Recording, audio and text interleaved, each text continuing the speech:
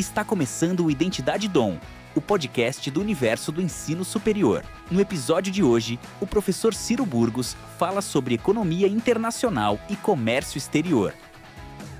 Muito bem, pessoal.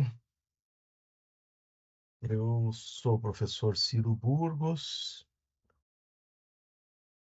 eu sou economista, tenho uma especialização na área de gestão de novos negócios, sou mestre em educação e aqui na Unidom Bosco eu comecei a trabalhar no mês de agosto. No mês de agosto de 2003, ou seja, faz já um tempinho que eu comecei a trabalhar na instituição, né? Eu sempre brinco, eu falo mês de agosto, o pessoal, nossa, o professor entrou há pouquinho tempo, né? Estou desligando o celular aqui. O professor entrou há pouco tempo na casa, daí eu brinco, pouquinho. Em 2003 eu entrei, ou seja, já tenho 22 anos de Unidom Bosco, lecionando no ensino superior, eu tenho 22 direto sem parar desde 2003 e também 5 anos anteriormente que eu lecionei, depois eu interrompi. Tenho experiência aí na área de comércio internacional, trabalhei 20 e poucos anos no comércio internacional, estive também um pouco no setor público, só para entender como é que era, 2 anos no governo do Estado do Paraná, na Secretaria de Planejamento, Assessoria, e 2 anos numa diretoria da Prefeitura de Curitiba. Trabalhei em outras coisas também, fui gestor de operações e finanças de uma empresa, gerente de uma câmara de hotelaria, quer dizer, fiz de tudo um pouco. Aqui na Unidom Bosco, eu trabalho no presencial, no curso de administração, e coordeno e faço tutoria também na escola de gestão, eu faço tutoria, disciplinas dos cursos da escola de gestão, na área de economia e finanças, né? E logística, que eu também trabalhei um tempo na área de logística, então isso me fez até coordenar o curso de Ciências Econômicas e o curso de Logística na instituição. Então, nós vamos falar hoje sobre um tema que eu gosto muito de trabalhar, é um tema que vocês vão ver, é um tema bastante atual hoje, porque ele fala de uma realidade que é uma realidade que todos os dias está no noticiário, que é a questão aí da economia internacional, o comércio exterior e as relações internacionais.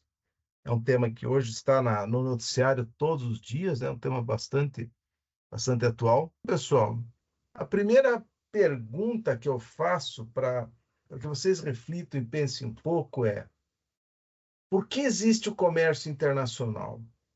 Por que as empresas, as pessoas, os agentes econômicos, os países, eles negociam entre si? Por que os países se relacionam? Como é que surge esse processo de relacionamento? Tá?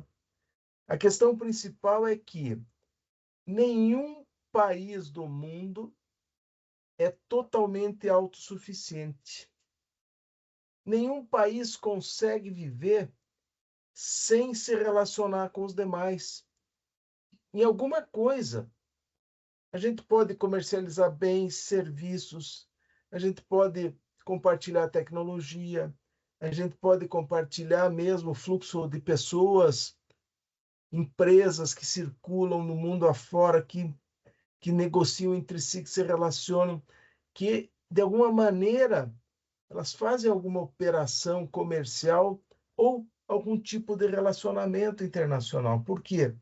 Nós não somos autossuficientes, nós precisamos dos demais.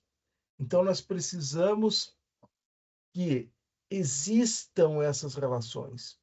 Nós precisamos que exista o comércio internacional. Nós precisamos que os países tenham relações, além de comerciais, relações políticas, né? Porque de cooperação, porque senão a gente não vai conseguir se desenvolver. Isso não é de agora, isso vem desde sempre, né? E eu vou começar então conversando com vocês aqui, explicando um pouco a teoria do comércio internacional. Como é que surge, como é que se dá o processo de comércio internacional? O mercantilismo é um processo que, um período da história econômica mundial, que ele se deu lá no início do século, lá do século XV ao século XVIII. Ou seja, a época em que houve. As pessoas hoje em dia não gostam de falar o descobrimento da América, né? Mas no momento em que haviam as grandes navegações, no momento em que os europeus chegaram aqui na América, né? Eles vieram buscando ampliar o seu comércio, vieram buscando inicialmente a busca de superávites comerciais, porque eles queriam comercializar, eles já faziam isso. Já existia um comércio entre os países, que é muito antigo, mas o mercantilismo é aquele modelo de economia que existia nessa época, que se baseava na acumulação de metais preciosos. Existia uma classe de mercadores, né, que era o principal grupo social que desenvolvia essa atividade e que fazia com que esse sistema, que o sistema econômico dos países com base no mercantilismo funcionasse. O trabalho era o mais essencial entre os fatores de produção. A teoria econômica que existia naquele momento era baseada no valor trabalho, ou seja, o custo das mercadorias, dos serviços, das mercadorias era medido em função de horas de trabalho, porque não havia ainda o desenvolvimento dos conceitos, né, de custo marginal, de produto marginal, não havia essa visão, depois uma visão neoclássica, né, que vai atribuir valor às coisas com base na questão subjetiva. Ali não, até então era o valor trabalho que media o valor, as horas trabalhadas é que media o valor de um determinado bem, de um determinado produto, de um determinado serviço. E era um modelo econômico que regulava muito a atividade econômica. Ele controlava, inclusive no caso do Brasil, em determinado momento a coroa portuguesa ela fez um convênio, um tratado com a Inglaterra, que chamava-se o exclusivo colonial, onde o Brasil só podia comercializar com Portugal ou com a Inglaterra, que era o país que tinha permissão para comercializar com o nosso país, com a colônia de Portugal, que era o Brasil. Então era um modelo muito fechado, né? E buscava sempre, claro, balança comercial, exportações e importações, sempre buscavam um saldo positivo, porque aí os países que dominavam esse mercado, eles conseguiam acumular as riquezas.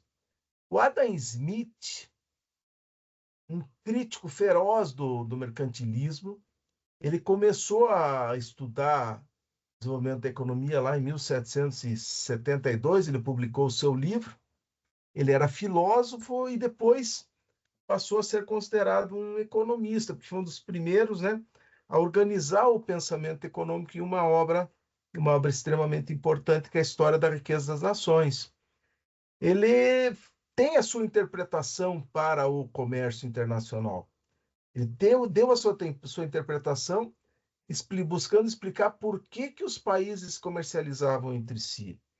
E ele dizia assim, ele dizia que os países comercializavam porque alguns deles tinham iam buscar a vantagem absoluta, que ele dizia. Então ele dizia assim: os países precisam se especializar na produção, no comércio de mercadorias, eles tinham vantagem absoluta para exportá-las.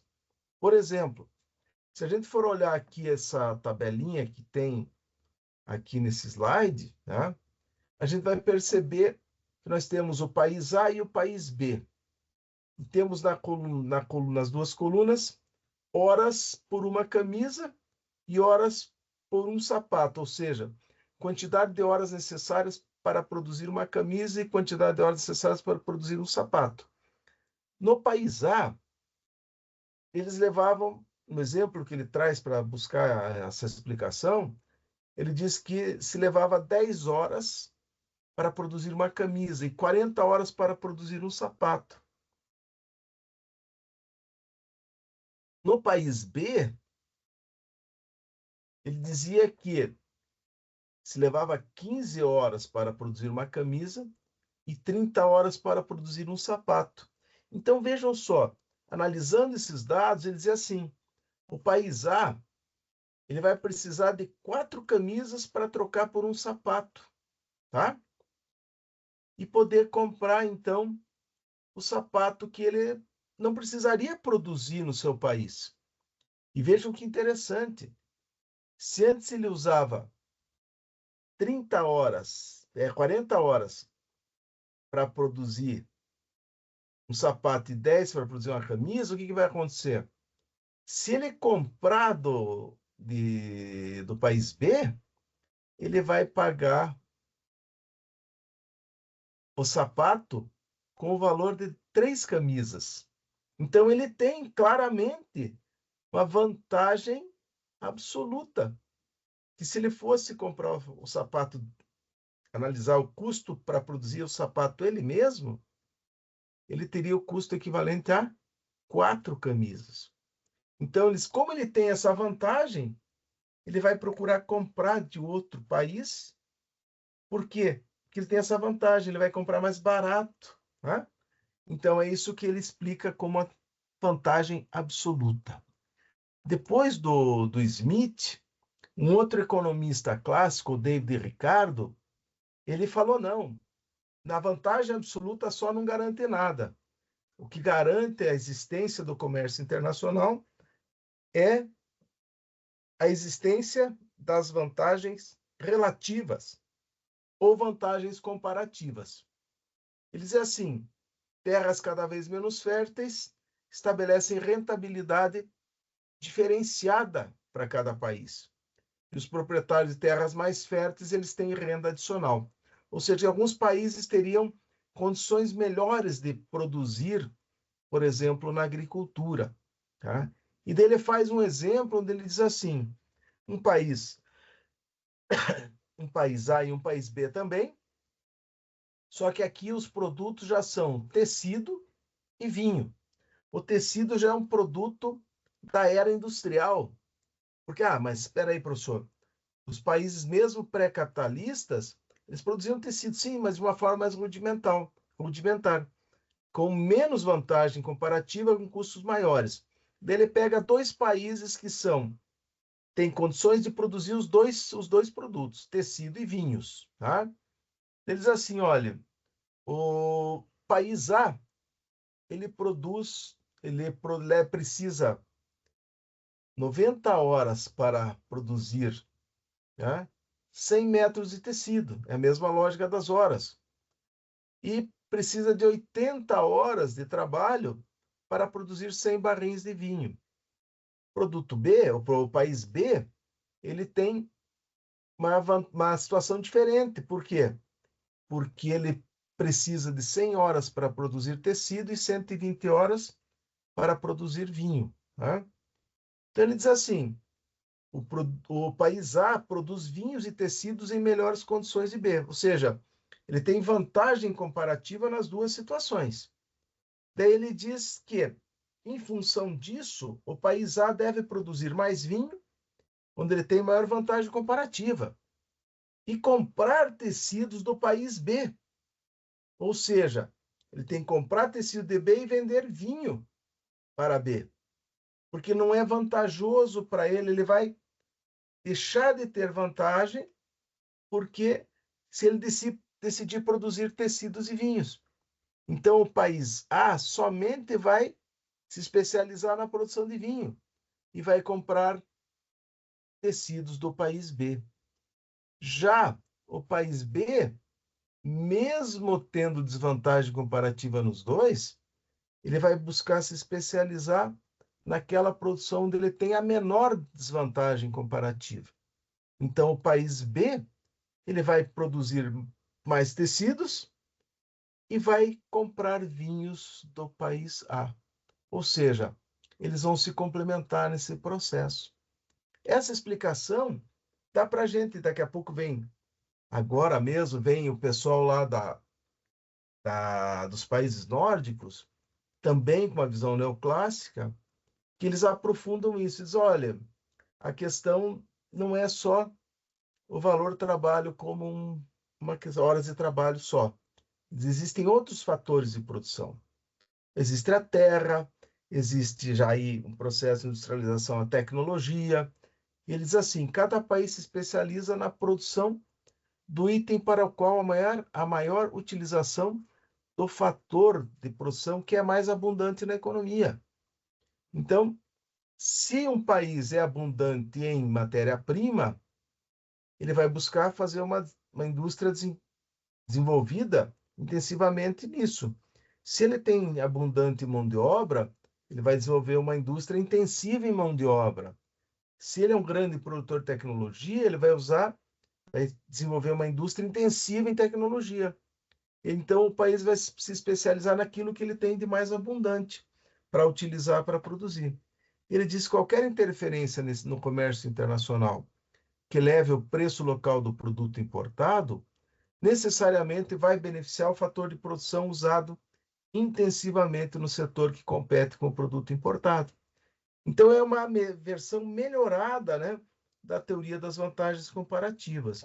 E, finalmente, o Paul Samuelson, também um economista neoclássico americano, ele demonstra que o comércio de mercadorias tem o mesmo efeito sobre as taxas de salário de retorno sobre o capital físico, que é a mobilidade dos fatores.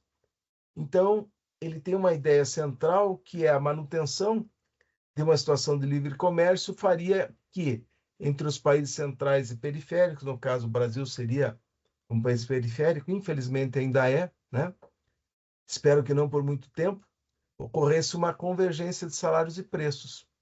Aí o país exporta o produto X intensivo no seu fator abundante, por exemplo, trabalho, onde tem vantagem comparativa, e importa o produto M intensivo no uso de seu fator escasso ou capital, onde ele tem desvantagem comparativa.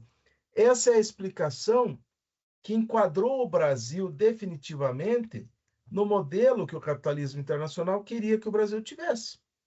O Brasil exporta matérias-primas, o Brasil exporta produtos que chamados de commodities, de pouco valor agregado, e importa produtos de produção industrial tecnológica, ou onde o capital no sentido não só de dinheiro, né? No sentido econômico, o capital é mais intensivo. Então, isso explicaria, né, a existência do comércio internacional. Agora, uma questão importante. Como é que eu faço, eu, nação, eu, empresário de um país, eu, pessoa física, jurídica, como é que eu faço uma operação internacional? O que precisa ter para que essa operação internacional aconteça? Eu preciso ter, primeiro, a existência de oferta e demanda. Eu preciso ter alguma coisa que intermedie isso, uma coisa que permita. Por quê? Se eu parar para pensar, hoje, se eu for fazer uma negociação internacional, eu preciso ter uma moeda, não tem que ter uma moeda? Tenho. Eu tenho que ter uma moeda aceita internacionalmente, chamada divisa. Então, eu preciso ter uma moeda, eu preciso comprar essa moeda, por quê? Porque nossa moeda, o real, ela não é uma moeda aceita internacionalmente. O real não é aceito no mundo todo, assim como o Guarani do Paraguai também não é, assim como o sol peruano também não é. Então, existem algumas moedas que são divisas, que a gente chama. São moedas que são aceitas internacionalmente. As principais são o dólar hoje, o euro, a libra esterlina, o ien japonês, né? Essas são as 4 moedas principais, são aceitas internacionalmente, que ninguém vai questionar. Ninguém vai se negar a fazer uma operação em libras esterlinas. Agora, se você quiser negociar com um país europeu, eu vou lhe pagar em reais, ele vai dizer que não quer. Por quê? Porque o real não é uma moeda aceita internacionalmente. E essa questão eu quero que vocês guardem para o final da nossa conversa. Por quê? O que acabou acontecendo? O dólar passou a ser a moeda preponderante, perdão, a moeda preponderante nas operações internacionais. Guardem isso na cabeça de vocês, tá? Passou a ser a moeda, a principal moeda. Então, para que exista a possibilidade de comércio, eu tenho que ter um mercado de divisas, porque eu, exportador brasileiro, vou ter que negociar a moeda estrangeira que eu recebo. Eu, importador brasileiro, vou ter que comprar uma moeda estrangeira para pagar o meu fornecedor lá fora. E isso tudo passa por uma coisa chamada taxa de câmbio. Se você for comprar, ontem, por exemplo, se você fosse comprar $1, o dólar estava no seu valor mais baixo, tá?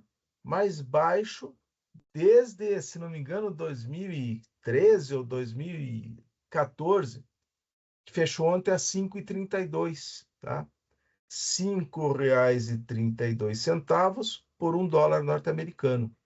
Então, o que é a taxa de câmbio? A taxa de câmbio é preço da moeda estrangeira em moeda local, ou o preço da moeda local em relação à moeda estrangeira. E nesse processo, se eu pensar na moeda brasileira, ela se valoriza ou se desvaloriza. Se o dólar amanhã ele fechar o mercado a R$ 4 por $1, significa que eu vou precisar menos reais para comprar $1. Com isso, houve uma valorização cambial. Isso é bom para os exportadores? Não, isso é bom para quem importa, quem precisa comprar dólares para comprar um produto lá fora. Se fosse o contrário, ontem estava 5,32, se amanhã for para 6, por exemplo, R$ 6 por $1. Isso mostra uma desvalorização da moeda brasileira. Isso é bom para quem vende lá fora. Por quê? O preço dos produtos brasileiros fica mais barato lá fora, porque os estrangeiros precisam menos dólares para comprar nosso produto. E eu, exportador, exporto soja, por exemplo, eu recebo mais reais na hora que eu faço a contratação do câmbio, que eu recebo mais reais por dólar que eu recebo lá de fora. Então, a moeda estrangeira, as divisas, é o que permite a existência da compra e venda de produtos. Outra vez, o dólar é a mais importante. Tem algumas coisas que estão começando a mudar essa relação. Guardem isso para o final da nossa conversa. Questão da internacionalização da economia. Houve um período em que as empresas simplesmente negociavam entre si, elas vendiam de um país para o outro, por exemplo, no Brasil, a Inglaterra vendia produtos de higiene, por exemplo, shampoo, sabonete, sabão, essas coisas todas, da famosa GC Lever, que hoje chama-se Unilever, no início vinha da Inglaterra para cá. Não tinha nenhum distribuidor no Brasil. Bom, eles botavam num barco, mandavam para cá, e as empresas brasileiras faziam a distribuição. Então, inicialmente, esse processo começou assim. Depois, as empresas estrangeiras passaram a ter distribuidores locais. Chegou um momento em que elas passaram a ter um centro de distribuição deles no país. Já começa a haver o que a gente chama de investimento direto. E, com o passar dos anos, eles passaram a produzir nos países. Então, se deu um processo de globalização, tá? Que é uma continuação desse processo de internacionalização da economia e de expansão da economia capitalista. Então, no âmbito econômico, se constituem novas estruturas, de forma que os países ficam cada vez mais interdependentes, integrados. As corporações internacionais e as organizações multilaterais têm um papel importantíssimo nisso. Por quê? Porque a globalização faz com que os mercados sejam mais abertos, que as relações internacionais, não só de comércio, mas todas as relações internacionais sejam mais fluídas, que a gente passe a ter um volume maior e esse processo de integração. E daí vem o processo de globalização, que pode ser a globalização financeira, onde eu tenho os fluxos financeiros internacionais se expandindo, tá? Começa a aumentar a concorrência aos mercados internacionais de capitais, maior integração nos sistemas financeiros nacionais. Isso é uma questão até de caráter ideológico, de ordem institucional, é um processo tecnológico, mudanças de orientação dos fundos de investimento de seguradoras, políticas econômicas dos países envolvidos, né? Questão dos juros, questões sistêmicas, menor potencial de crescimento dos países desenvolvidos, eles passam a expandir isso para os seus mercados, né? Expandir seus mercados para os países que não são do eixo, digamos assim, do norte capitalista dominante, começam a se instalar em outros países. Então, além da globalização financeira, vem essa parte da globalização produtiva, que é o aprofundamento dessa internacionalização. Então, os países começam a ampliar muito as suas empresas transnacionais e elas se estabelecem nos outros países, que é o tal do investimento direto, aumento da concorrência internacional, redução de custos, obtenção de vantagens, a interligação das estruturas produtivas nacionais com as lá do estrangeiro, ou seja, o estabelecimento de uma nova divisão internacional do trabalho. Tá? Os investimentos diretos, propriamente ditos, eles acontecem quando essas empresas começam a produzir as mercadorias nos outros países. E isso para atender demanda local, demanda regional ou mesmo para criar uma base de exportação. Tem países que são somente bases de exportação para outros países. A transnacional se instala ali porque tem mão de obra barata, porque recebe investimento, apoio, perdão, do governo local, recebe terreno para ir fabricar, montar a fábrica, recebe isenção de impostos e ela produz localmente, inclusive abastece o mercado local, na maioria das vezes, né? E exporta para fora. A indústria automobilística no Brasil é um exemplo desse tipo de situação. Aí eu posso ter a joint venture, quando que é uma parceria, né? Uma empresa americana se instala num país junto e faz uma joint venture com uma empresa brasileira. Eu posso pegar e montar uma subsidiária, por exemplo, a General Motors monta uma fábrica no Brasil, é uma subsidiária ou uma filial, né, da General Motors Corporation dos Estados Unidos. Eu posso, depois, imagine, no caso brasileiro, nós tivemos antigamente uma fábrica nacional de motores que fabricava caminhões. Chegou um momento, essa empresa foi comprada. Houve uma fusão, né, de duas empresas, uma empresa estrangeira, uma empresa local, ou simplesmente a empresa local pode ser adquirida por uma empresa estrangeira. Isso buscando o quê? O acesso aos mercados e aos recursos produtivos. Eu posso, então, fazer isso de algumas formas diferentes. Posso fazer uma planta industrial completa, tá? Ou somente para montagem de algum produto. Existem países que são característicos sobre isso. O produto vai semi-acabado, as partes são feitas em vários lugares do mundo, chega ali, monta e exporta para outros países. Então, eu posso fazer o CKD, que é completamente desmontado, o produto vem eu posso negociar dessa maneira. Eu posso o SKD, que é parcialmente desmontado, e tem o IKD, que são kits incompletos, ou fazer o processo completo, né? Então, aí depende do interesse de cada empresa, de cada mercado, tá?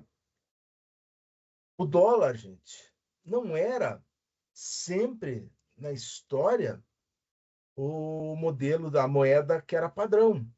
Até 1944, 45, né? Bretton Woods, o encontro, o que aconteceu?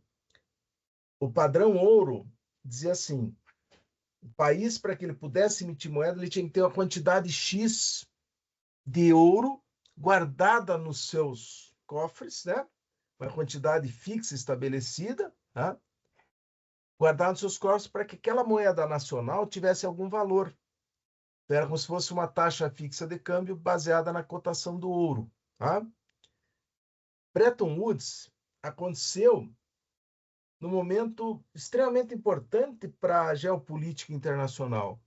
Aconteceu no momento do final da Segunda Guerra Mundial, onde a Europa, que até então era a região mais desenvolvida, o berço da Revolução Industrial, o surgimento do modo de produção capitalista, a Europa estava destruída pela guerra. O Japão, que era outro país que tinha um certo poder de negociação, destruído. Os países que perderam a guerra, Japão, no caso ali a Itália e a Alemanha, né? Eles estavam devendo, por quê? Porque quem perdeu tinha que pagar a conta de alguma maneira. Os países europeus todos destruídos, porque a guerra aconteceu ali. Já o principal aliado deles, os Estados Unidos, viveu a guerra de fora. De que maneira? Viveu a guerra, transformou a sua indústria automobilística em indústria de armamentos, abasteceu, e não foi de graça, obviamente, né? Ninguém deu arma para os outros, né? Vendeu os tanques de guerra, vendeu tudo isso. Com isso, todos os países, mesmo os ganhadores, tanto ganhadores quanto perdedores, eles deviam para os Estados Unidos, de alguma maneira. Por quê? Os Estados Unidos se aproveitou para desenvolver a sua indústria de forma assim muito rápida e cresceu muito rapidamente. Os Estados Unidos conseguiu suprir, encontrou mercados para a sua produção agrícola que já vinha tendo dificuldades de encontrar mercados. Então, trigo, uma série de produtos agrícolas, eles venderam também para a Europa na época da guerra. E o que aconteceu? Quando acabou a guerra, a Organização das Nações Unidas fez uma grande reunião lá em Bretton Woods, né? Isso é uma região ali dos Estados Unidos, tá? O acordo se deu famoso, o acordo de Bretton Woods, né? Por causa da cidade onde aconteceu, para discutir a organização do sistema financeiro internacional que estava abalado por causa da guerra. Então, o que aconteceu? Para encurtar a história, né? Eles ainda viviam no padrão ouro. Os Estados Unidos aproveitaram a oportunidade, e esse foi o pulo do gato para o desenvolvimento dos Estados Unidos nos próximos anos. Tá? Eles disseram assim: então tá bem, gente. Nós propomos, houve propostas diferentes que foram derrotadas, mas a que valeu, que foi a mudança significativa na economia mundial, que pode-se dizer que criou uma nova ordem econômica mundial, foi a implementação do padrão dólar-ouro, ou seja, já não era mais necessário aos países, por exemplo, o Brasil, não precisava ter só ouro no seu Banco Central, nas suas reservas. Ele podia fazer as suas reservas em dólar. E com isso, o que acontecia?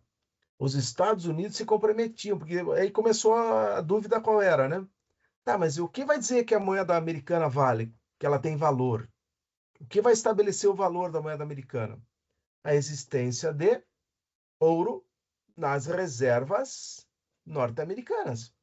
Então, os outros países podiam fazer as suas reservas para que as suas moedas tivessem valor com base no dólar. Os Estados Unidos eram obrigados pelo acordo de Bretton Woods a manter, né, a manter um padrão em relação ao dólar americano. Então, o dólar americano tinha que ter um preço invariável em ouro, ou seja, 35 dólares a onça. Ou seja, eles tinham que ter reservas em ouro, obrigatoriamente. Tá? Os outros países podiam ter ouro ou podiam ter dólar. Tá? E eles tinham o direito de vender esses dólares à Reserva Federal por ouro, trocar, né, o preço oficial. Tá? que era aquela ideia ali, $35 a onça Troy. É uma medida específica ali, né? Então, isso mudou a forma de se negociar no mundo. Isso mudou a forma como o mundo operou o mundo, a questão dos negócios. Por quê? Porque a partir daí os Estados Unidos passaram a ser a principal nação do ponto de vista econômico. Os países começaram a negociar em dólar e os Estados Unidos era o único país que podia emitir esse dólar. Abrir a maquininha de fabricar dólar e emitir dólar, né? Só que isso gerou déficits muito fortes externos na economia americana. Então, isso começou a gerar, né, dificuldades, discussões entre os países, de que o padrão ouro-dólar, né, ele estava em crise. Por quê? O que ia garantir que o valor realmente, o valor desse dinheiro americano, se havia muito déficit externo? Então, começou uma discussão muito forte para tentar trabalhar essa questão também como um braço econômico de desenvolvimento, inicialmente, de apoio de curto e médio prazo, mas também de longo prazo, investimento a longo prazo. Nessa reunião, também de 1944, também se decidiu a criação de dois organismos internacionais importantíssimos. O Banco Interamericano, né? Banco Internacional de Desenvolvimento, tá? O BIRD, e o Fundo Monetário Internacional. O BIRD depois mudou de nome e passou a ser conhecido como Banco Mundial. Então, essas duas instituições foram criadas com um papel importantíssimo. O BIRD, ou Banco Mundial, tinha o papel de ajudar na reconstrução, tá? Banco Internacional de Reconstrução e Desenvolvimento, o BIRD, depois Banco Mundial, na reconstrução da Europa e no apoio ao desenvolvimento dos países subdesenvolvidos, os países mais pobres, tá? Emprestar dinheiro de longo prazo para investimento. E o Fundo Monetário Internacional tinha o papel de curto prazo. Imagine que um país como o Brasil, que recorreu muitas vezes ao Fundo Monetário Internacional, não tinha dinheiro para bancar suas importações. O volume de exportações não era suficiente para trazer dinheiro, dólares americanos, suficientes para pagar o que ele importava. Ele chegava no Fundo Monetário Internacional, pedia um empréstimo, o Fundo Monetário dava o dinheiro para ele cobrir esse desequilíbrio que ele tinha de curto prazo, também com pagamento de curto prazo, pagando juros, tal. No começo era juro baixíssimo, tá? Nos anos 70, os bancos internacionais, o Fundo Monetário, emprestavam dinheiro para os países subdesenvolvidos como o Brasil, né, a taxas de 2%, 3%, no máximo 4% ao ano, que não era nada. Tá? Só que depois veio, um dia eu falo com vocês sobre a dívida externa, depois chegou um momento que esse 2%, porque era a taxa Selic da Inglaterra, esqueci o nome dela agora, tá? Mais 1%. Enquanto a taxa Selic, que é a taxa básica de juros da Inglaterra, era 1%, 1,5%, tá bonitinho. Só que depois a Inglaterra, a economia mundial passou por uma crise e a taxa de juros deles subiu para 8%, 9%. Aí os países endividados tinham que pagar, em vez de 4% ao ano, tinham que pagar 15%, 14%, 13%. Aí deu um problema seríssimo nos anos 70, nos anos 80, tá? Mas o que aconteceu nessa evolução? Chegou um momento, lá em 1970, que o governo norte-americano, mais precisamente o presidente norte-americano chamado Richard Nixon, ele chegou e falou assim: gente, vocês estão falando que minha economia está em crise, que o déficit externo é muito grande, vocês não têm que falar nada. Não interessa para vocês. Nós somos a maior potência norte-americana e mais ou menos assim nós mandamos no mundo. Qualquer semelhança é mera coincidência, né? E nós vamos fazer o que nós quisermos. A partir de agora, eu não vou mais ser obrigado, não vou manter o padrão ouro. E ele disse assim, ó, la garantia, soy yo. Ou seja, o que dá valor à moeda norte-americana é a economia norte-americana. E os outros países, como dependiam dos Estados Unidos, tiveram que aceitar. O acordo de Bretton Woods foi rompido. Tá? Aqui a historinha do Banco Mundial, que foi criado em 1947, basicamente para financiamento de longo prazo. Então, pessoal, o que aconteceu? Eles utilizaram o Banco Mundial para justamente tentar resolver a reconstrução do pós-guerra, desenvolver ou ajudar depois no desenvolvimento. E tem uma pergunta, daqui a pouco eu comento lá também, tá? Depois desenvolvimento para os países subdesenvolvidos, no caso do Brasil. Então, tinha um braço para os países em desenvolvimento e para fomentar essa questão do desenvolvimento dos países subdesenvolvidos, e uma outra para os países mais pobres, né, do continente africano, os países que realmente eram mais pobres do que Argentina, Brasil, México, né, que era o exemplo da época. Tá? O Fundo Monetário Internacional, irmão gêmeo do Banco Mundial, foi criado também em 1947 para atender questões de curto prazo, como eu já falei. Esse gráfico aqui é interessante vocês observarem. Quando eles criaram esses dois organismos, os dois têm a mesma estrutura. Cada país entrou com um pouco de dinheiro. Tá? Na época, o Brasil entrou com uma cota. Tá? Uma cota. Então, o Brasil tinha direito a um voto. Nos anos 2003, 2004, ou 2004, 2005, por aí, o Brasil pagou a dívida que tinha com o Fundo Monetário Internacional e fez um aporte, de maneira que hoje o Brasil tem 2,32% do total do fundo, do dinheiro que tem, que é o fundo do Fundo Monetário Internacional e do Banco Mundial. Tá? Ele tem hoje essa proporção. Qual que é o problema aqui? De acordo com o aporte de recursos, é o direito a voto.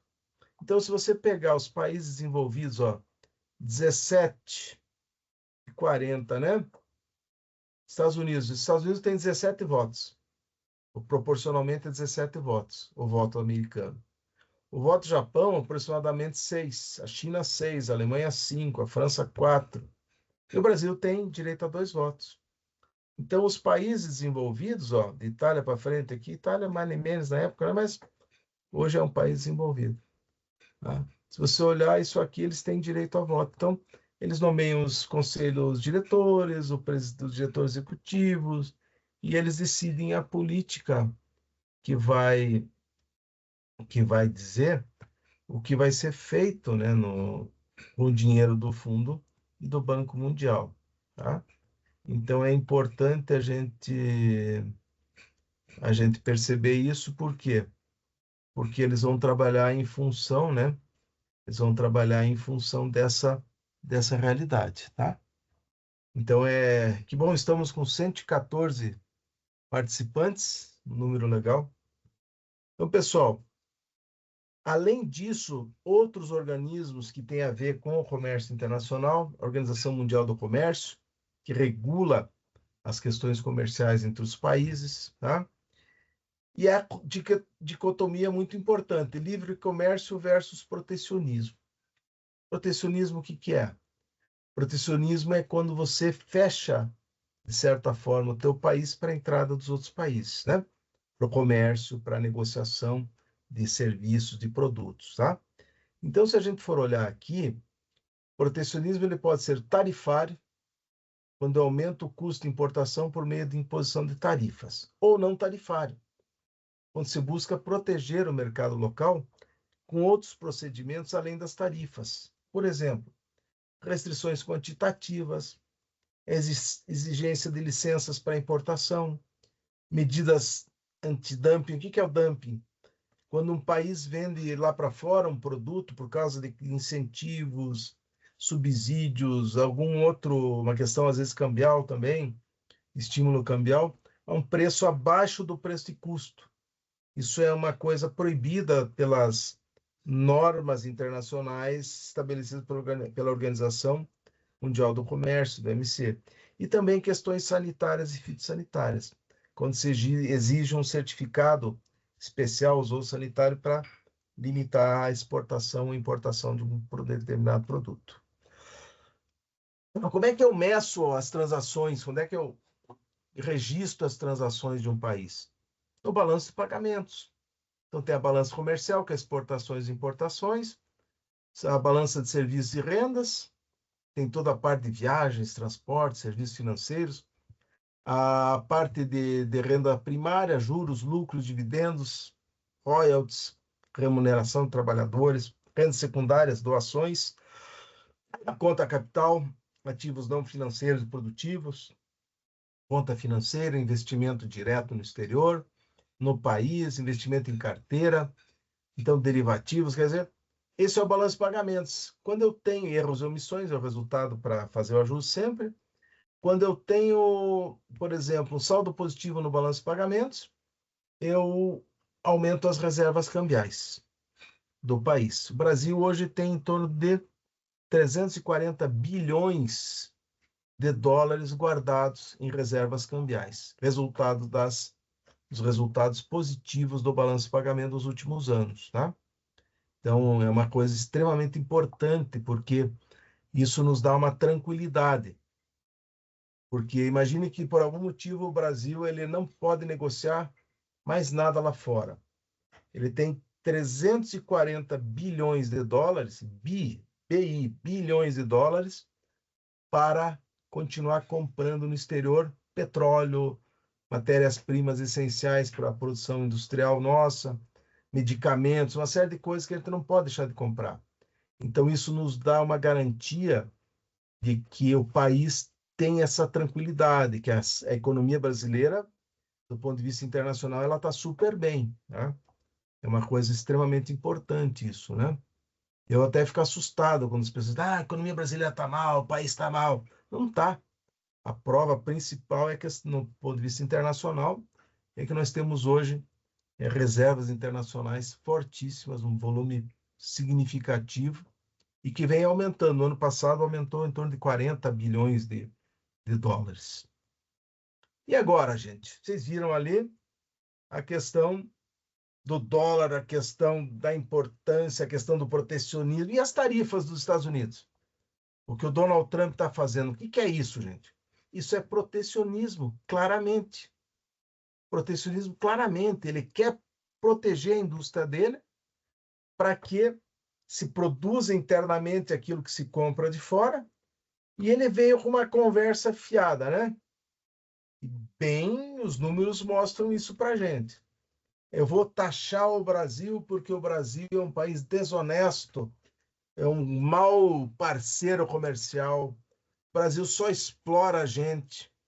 Nós temos muito déficit fiscal com eles. Nós mandamos o dinheiro dos americanos para fora. O Brasil está enriquecendo as nossas custas. Foi isso que ele falou. Ele também falou a parte política, né? Tem que parar o processo em relação a certa pessoa, que eu não vou nem falar o nome, né?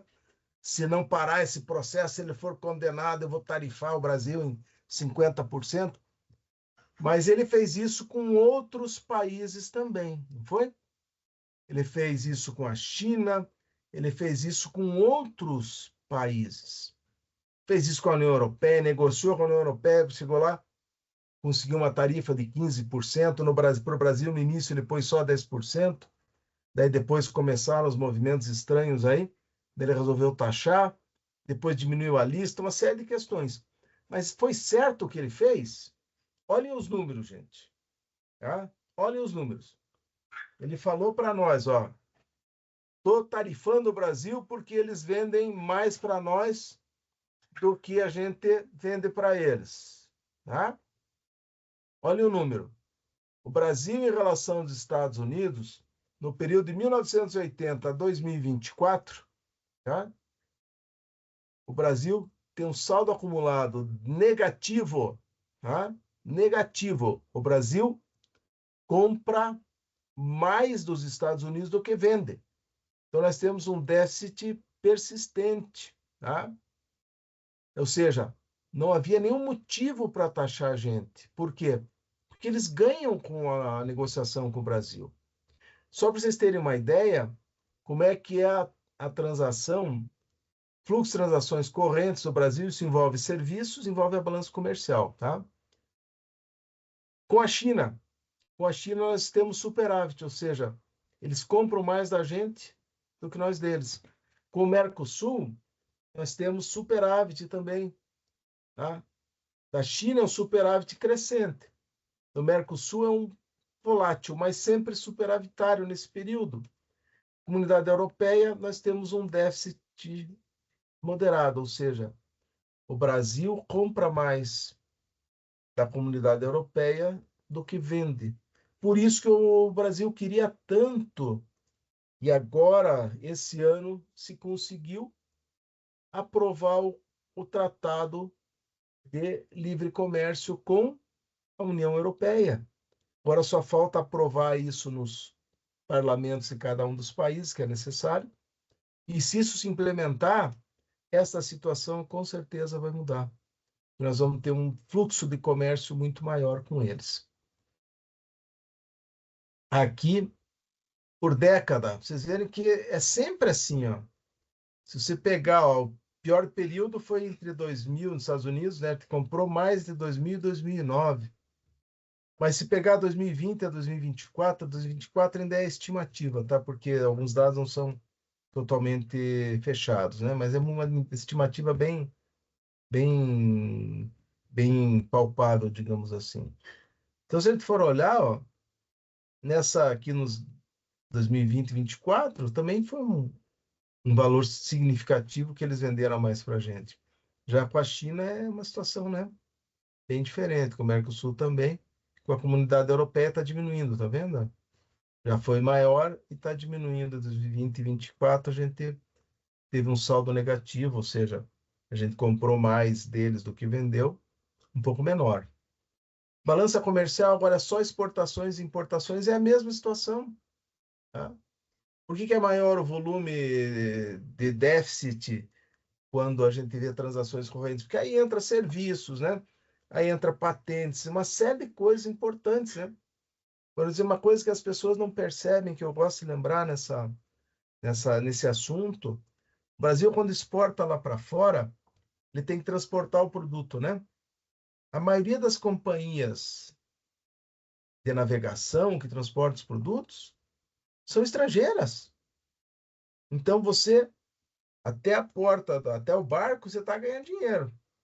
Depois, você está diminuindo a tua riqueza, porque você está tendo que pagar o frete, está tendo que pagar o seguro internacional, uma série de coisas. Então, o Brasil, mesmo exportando muito, esse modelo de exportação nosso não é muito interessante, tá? Deveríamos ser como a Alemanha, como a Coreia do Sul, por exemplo, que exportam bens com alto valor agregado. Mas isso é outra conversa, né? Então, só para a gente lembrar aqui, ó, transações do Brasil com os Estados Unidos, um déficit persistente nos últimos 40 anos. Tá? Aqui o gráfico, não sei porque que gerou, o dado era de 24, depois de 2020, isso aqui, tem um errinho, desculpem. Com a China, é positivo, ou seja, nós somos clientes, digamos assim, né? A gente é cliente dos Estados Unidos, que a gente compra mais deles, né? E a gente é fornecedor para a China. Mercosul, a gente fornece mais do que importa, exporta mais do que importa. E, no caso da União Europeia, também é a mesma situação dos Estados Unidos. Aqui é só balança comercial, e é interessante de ver, né? A queda da balança comercial brasileira vem tendo um déficit comercial desde 2009. Tá? Com a China, é o oposto. Desde 2009, nós estamos tendo um superávit comercial. Espero que vocês tenham entendido um pouquinho essa questão do comércio internacional, da importância disso, né? Como é que funciona. Tá? Então é isso, pessoal. Muito obrigado aí pela participação de vocês. Espero que tenham gostado. Até uma próxima aí.